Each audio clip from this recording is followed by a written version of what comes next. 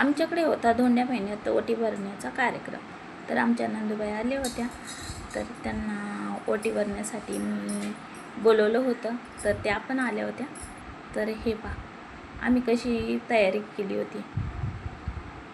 ननंदबाई ओटी भरण्याचा कार्यक्रम, अशी रांगोळी वगैरे छान वगैरे काढून त्यांना बसवलं होतं. त्या पण खूप खुश होत्या. चला म्हणलं आता ओटी भरण्याचा कार्यक्रम.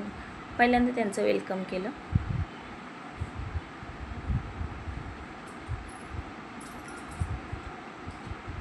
आल्यानंतर त्यांना हळदी कुंकू लावून त्यांना ओवाळून त्यांचं पहिल्यांदा वेलकम.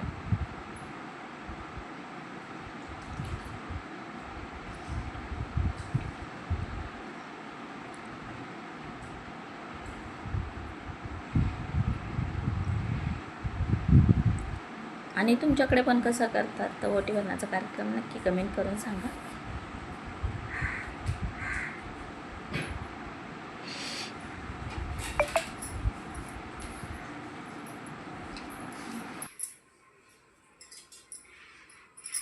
पहिला हळदी कुंकू पहिलं पाहिजे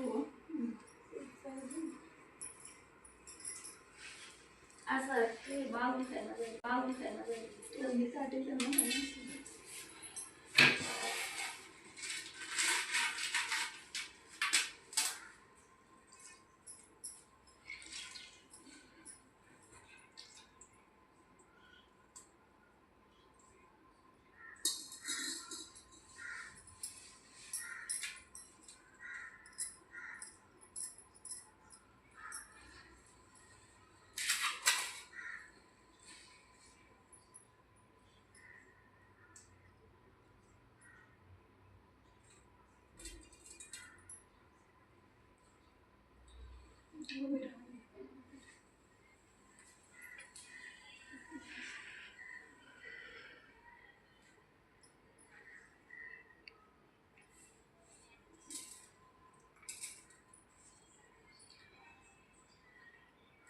चांगला मस्त मस्त.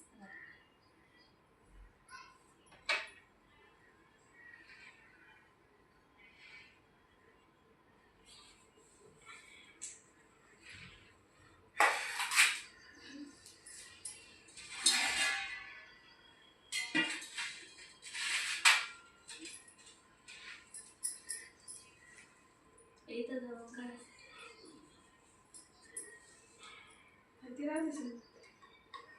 असं जवळ घे ना, याच्यावर फोकस जवळ घे परत पाठीमागे घे.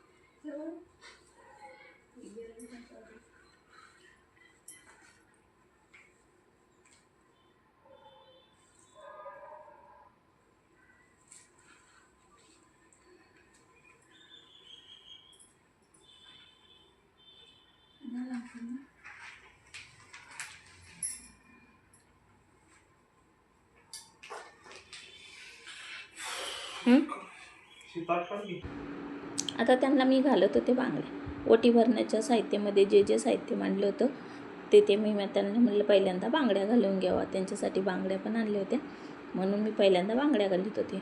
आणि ही परंपरा सगळ्या महाराष्ट्रात असते बरं का. आता महाराष्ट्राच्या बाहेर असते की नाही हे नाही मला माहिती, पण महाराष्ट्रात ही तर परंपरा आहे. धोंड्याच्या महिन्यात ओटी भरतात म्हणून असे, म्हणजे दरवर्षाला वेगवेगळी परंपरा येते.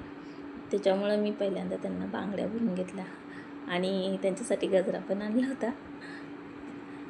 त्यांना गजरा पण घालत होते, पण त्यांना फोटोमध्ये गजरा दिसायचा पाहिजे होता म्हणून मी गजरा परत काढला आणि एका साईडला गजरा त्यांना फोटोमध्ये दिसेना असाच लावला. नंतर ना नेलपेन म्हणलं चला आपण नेलपेन आणली तर त्यांना नेलपेन पण लावून घेऊया म्हणून मी नेलपेन पण लावली आणि त्यांना नेलपेनचा पण कलर खूप आवडला बरं का. आणि असंच आम्ही आमचा दिवस साजरा केला कारण पूर्ण एक दिवसच पूर्ण जातो त्याच्यामध्ये सजावट करण्यासाठी, त्यांची ओटी वगैरे भरण्यासाठी, हे करण्यासाठी.